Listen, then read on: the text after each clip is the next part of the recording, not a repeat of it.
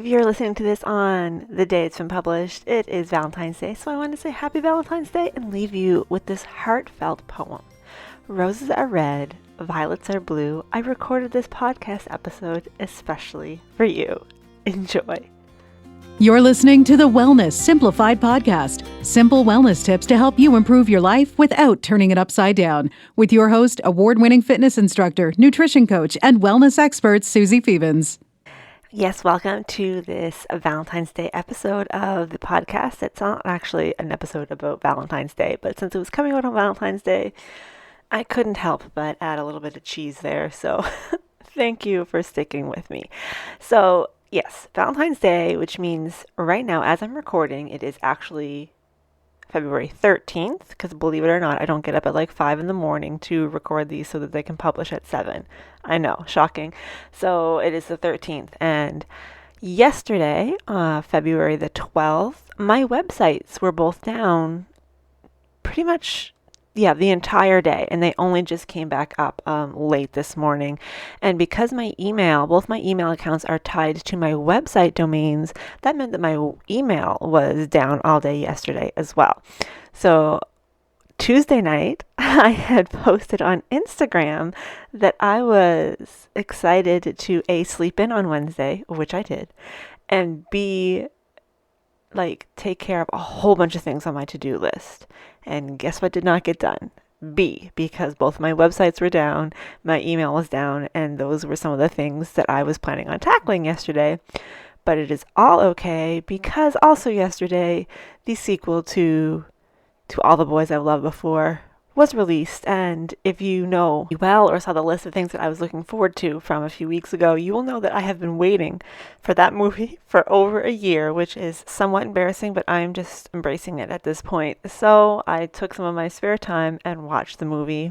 It was not as good as the first one. I really still enjoyed it. A little bit different than the book. They took out a whole chunk of stuff from the book that I didn't particularly care for, so I appreciated that. Anyway, my website and my email were down. To be honest, I don't even know exactly what the issue was, because it's not like I was going to be able to do anything about it. I knew that my web guy, Andrew, was on top of it. He was taking care of it. He was giving us updates as quickly as he could, and he was going to get everything up as quickly as he could. So, there's no point for me to stick my hand in and try and figure it out, because I'm not going to be able to do anything. So I didn't really worry about it.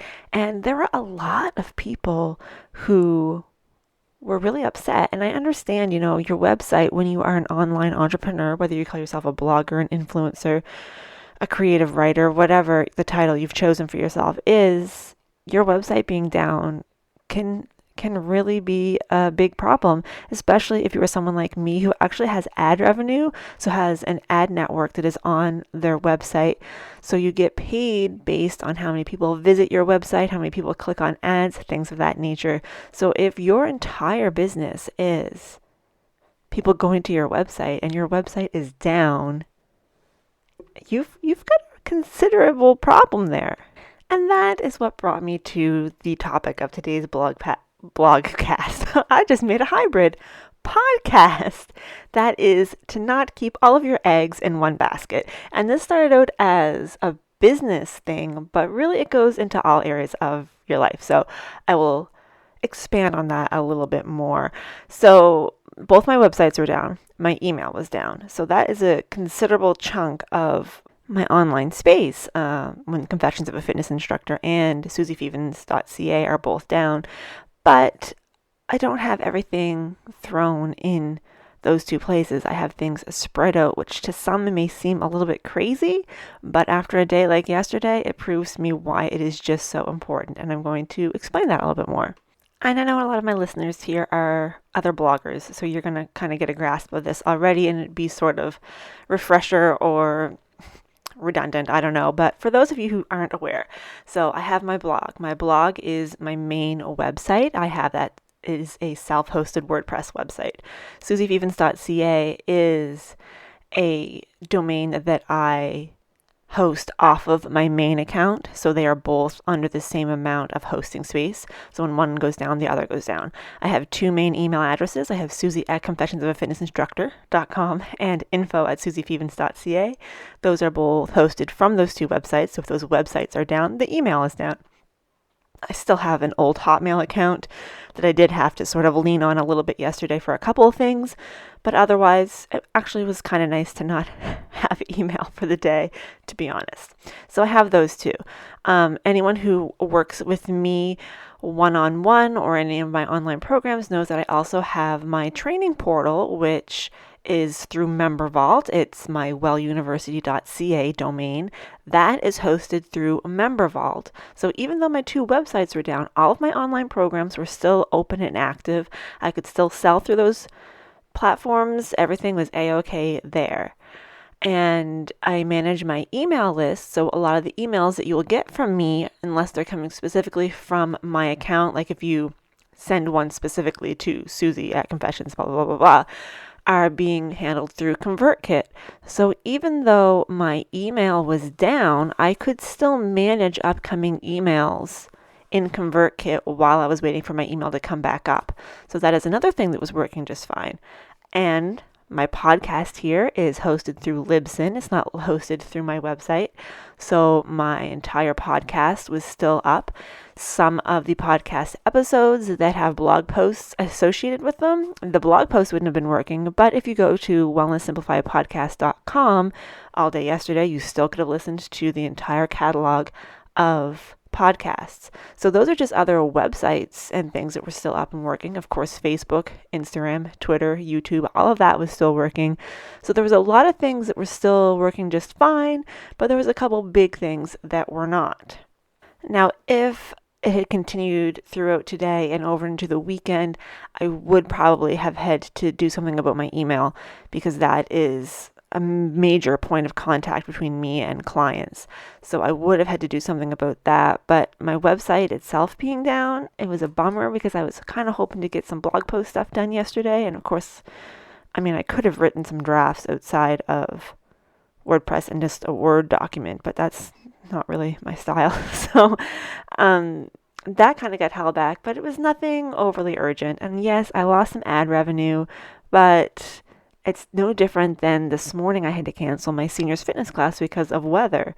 So that was lost revenue as well. These things happen when you live or work in an online space. You have to sort of be prepared for times when technology is going to be fighting against you. And if all of your revenue is coming strictly from one website, that website goes down, guess what? You're done. That's the same as any influencer or whatever, again, you want to call yourself, who is operating and earning strictly through Instagram. And there's a lot of Instagram influencers out there right now. Instagram could go down. I don't think it's going to. It's owned by Facebook. It's a huge thing, but it does go down sometimes for a few hours, for a day. They could change everything. They could close your account tomorrow. And what are you going to do? What are you going to do if that main source of income disappears overnight? Which is why I am a huge advocate of an email list and giving backups of that email list on something else other than your computer. Because if your email management software goes down, if your computer gets stolen or whatever, you still have those email addresses. It's very unlikely there's going to be a point in our lives where everyone's email address stops working. There could be a point where Facebook crashes for 3 weeks, Instagram crashes, and if you don't have email addresses, how are you going to contact your people? But that's another topic for another platform. But we're going to transition this over to from carrying all of your eggs in one basket business-wise to life-wise. And I'm not talking about jobs. If you have a full-time job or however many hour job and you work directly for an employer, obviously your income eggs are sort of all in that one basket. I would suggest sort of having a couple ideas in the back of your mind, like if this job disappeared, what would I do? Just, a couple of contingency plans. But that's not what we're talking about here today, or what we're going to talk about. Instead, I want to go back to an episode from a few weeks ago, the happy list. And there's a reason that I really think it's important to have a happy list and have multiple things on that list. Because a lot of people focus all of their energy on one activity or one thing that makes them happy. And when they're unable to do that thing, they don't know what to do with themselves. So for some people, and I'm going to be leaning a bit on my nutrition and fitness side of things here, just because that's where I have the most references. If somebody is a runner and they end up breaking their leg and they can't run for, let's say, 6 months, maybe they have to have surgery and go through some physio and rehab and things like that. If running is the only thing that has kept them quote unquote sane, what are they going to do for those 6 months? They're going to probably tailspin and they're just going to be in a really, really unhappy place. And yeah, having an activity that's physical, that makes you happy, makes you feel good is really, I think, really important. It helps keep you healthy. It's not healthy to have that be the only thing in your life. You need to have some other objects, other activities rather, that can also fill that same void. And the same thing goes for people. You can't have just one person be your person. I do think that it's quite normal and okay for you to have one person that you prefer over other people. And a lot of times that person is called your spouse. Sometimes it's your best friend. It could be a parent or a sibling. It's normal to have one person who is your preferred person. But you can't just have one person, period. So I have a close-knit group of friends that we travel together. We do lots of things together. And that works out well because our husbands all work often on the weekends, and this way we can go out and we can do stuff together, and we get to do the things that we would otherwise probably do with our husbands, but we can't because of circumstances. So it's nice to have friends that can do those things, and sometimes we want to go on trips that the men folk don't want to go on, so we go together.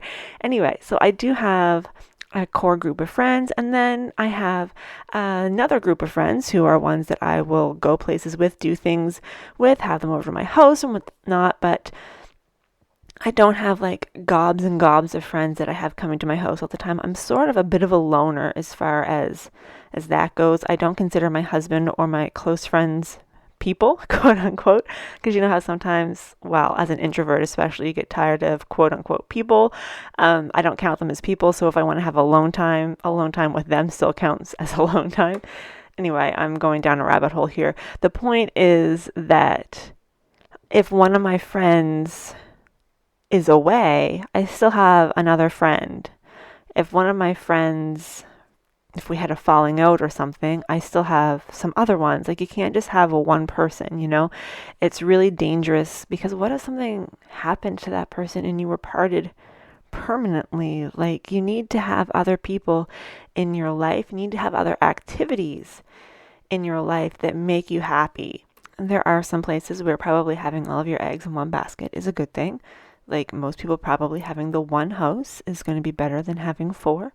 Having one spouse or significant other is generally going to be better because even if you're into that sort of thing, that just sounds like too much of a headache to have to deal with that many. Anyway, we could go down a lot of different rabbit holes here. But if you are self-employed and if you are someone who is in a position sort of like me where you have this online / in-person situation, let what happened yesterday to me serve as a reminder that it's important to have some diversity in what you do so that you don't have all of your stuff in one basket. If you are a social media manager that manages only Instagram and Instagram goes down for 3 weeks, like what are you going to do? You need to have a backup plan.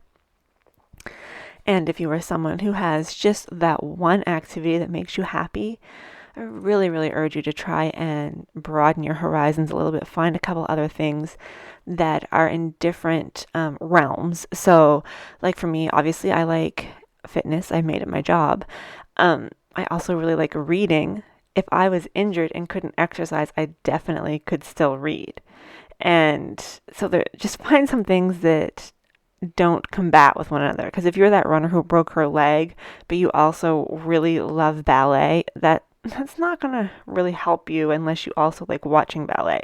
So that is sort of it for today.